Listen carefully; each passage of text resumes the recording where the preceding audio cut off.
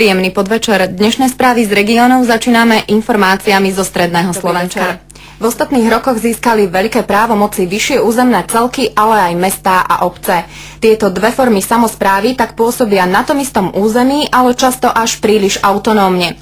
Aby sa zlepšila spolupráca regionálnej samosprávy, teda vyšších územných celkov a miestnej samosprávy, ktorou sú obce a mestá, vytvorili v Banskobystrickom samosprávnom kraji Radu miest a obcí.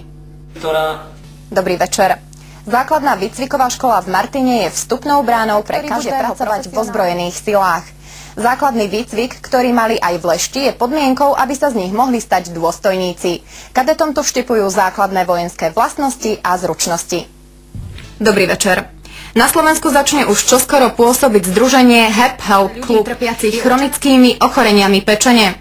Tie sú stále závažným, v poslednom období je hrozbou najmä žltačka typu C.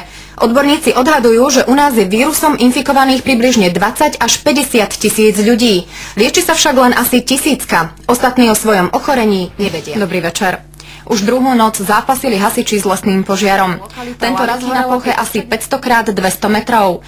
Na rozdiel od požiaru, ktorý deň predtým zachvátil Dedovku, horeli okrem pňov aj stojace stromy. Dobrý večer. Začali sa správy z regiónov a na úvod vám ponúkame informácie zo stredného Slovenska. K rýchlostnej cesty R1 Rudno nad Hronom Žarnovica dnes slávnostne spustili do 10 kilometrov novej komunikácie v náročnom teréne. Stavbári postavili za 26 mesiacov, keď museli okrem iného preložiť aj železničnú trať a korito rieky Hron.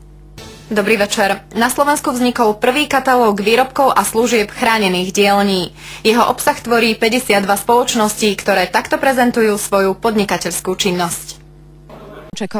Keď začala kričať dcéra, jej chcela pomôcť, no v tom sa medveď rozbehol. Sa preto obrátili na ústavný súd so žiadosťou o presný výklad zákona o obecnom zriadení.